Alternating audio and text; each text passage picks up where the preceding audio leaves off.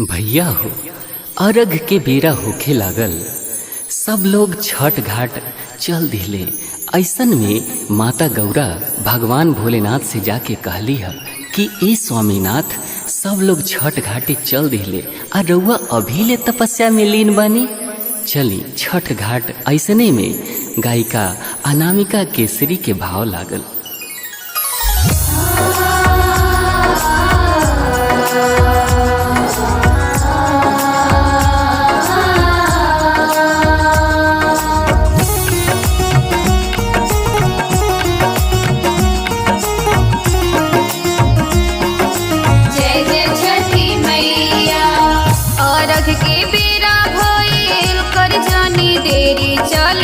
छठी घाटे जी अर्घ के बेरा भइल कर जानी देरी चली छठी घाटे।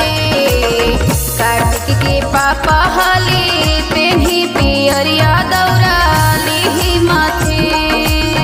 कार्तिक के पापा हली पेन्ही पियरिया दौरा लिही माथे। गणेश के पापा हली पेन्ही पियरिया दौरा लिही माथे।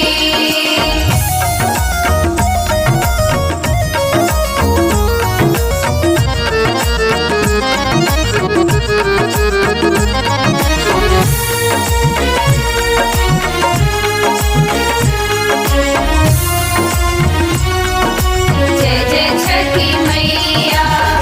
सब लोग चलल करे छठी के पूजाई।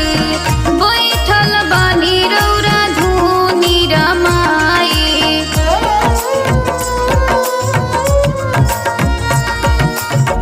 सब लोग चलल करे छठ के पूजाई।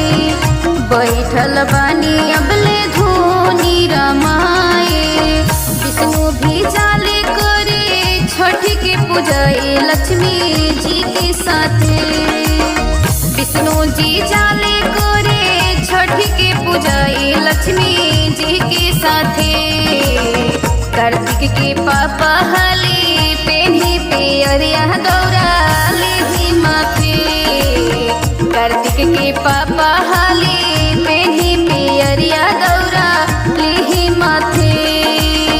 गणेश के पापा हली पेन्ही पियरिया दौरा लिही माथे।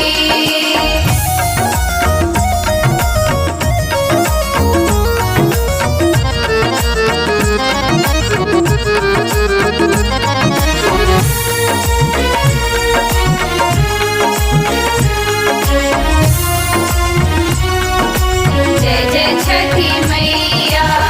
जगमग घाट देखी मोने हरी साले। करेला पुजाई ओहि जानर नारी जाले।